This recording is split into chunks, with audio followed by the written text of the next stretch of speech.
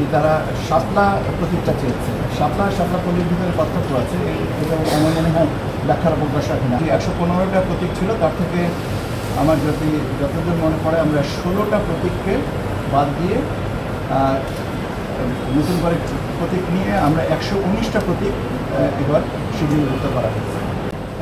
নির্বাচন পরিচালনা বিধিমালার এই তফসিলটা সংশোধন করা হয়েছে। কিছু কিছু প্রতীক নিয়ে কিছু আমাদের মন্তব্য আমরা শুনেছি যে এটা রাখলে কেন, এটা না রাখলে ভালো হতো, এটা রাখা কি যৌক্তিক হয়েছে কিনা এরকম। এই বিবেচনায় আগে যে 115টা প্রতীক ছিল, তার থেকে আমার যতদূর মনে পড়ে আমরা 16টা প্রতীককে বাদ দিয়ে নতুন করে প্রতীক নিয়ে আমরা 119টা প্রতীক এবার শিডিউলভুক্ত করা হয়েছে। আপনি যেটা বলছেন যে শাপলা কলি রাখা হয়েছে কেন, নতুন যে প্রতীকগুলোর ভিতরে আসছে সেখানে শাপলা কলি রাখা হয়েছে। এটা ইলেকশন কমিশন মনে করেছে যে শাপলা কলিটা রাখা যেতে পারে।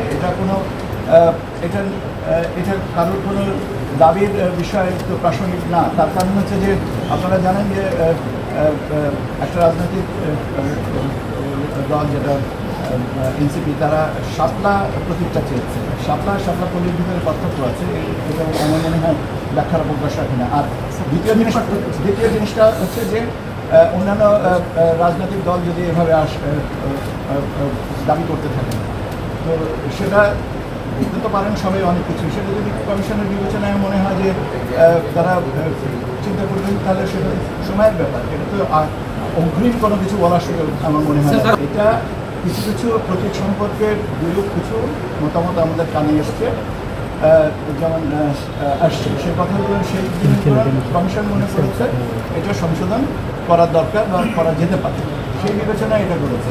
এখন আপনি যদি বিবেচনার প্রেক্ষাপটটা জানতে চান যে বিবেচনাটা কেন করা হয়েছে, এটা বললাম। এখন যেহেতু বিরূপ কিছু সমালোচনা এসছে, সেই জন্য এটা বাদ দিয়ে কিছু নতুন কথা সেটা কিছু বিয়োজন, কিছু সংযোজন, এই করে 119টাতে এসছে। কোনো একটা রাজনৈতিক দলের মন্তব্যের উপরে আমার কি মন্তব্য দেওয়া উচিত? কেন এটা তো আমার মনে হয় যে আমার এখতিয়ারাধীন নয়, এবং আমার মতামত দেওয়াটাও উচিত না। এখন আমাকে কে ভালো বললো বা খারাপ বললো, আমরা আমাদের নৈতিক দায়িত্বটা পালন করতে চাই। এটা কে চেয়েছে বা না চেয়েছে, নির্বাচন কমিশন মনে করেছে যে শাপলা কলির সাথে আরও কিছু নতুন আপনার কী বলে সিম্বল অন্তর্ভুক্ত করা হবে, সেটা করা হয়েছে।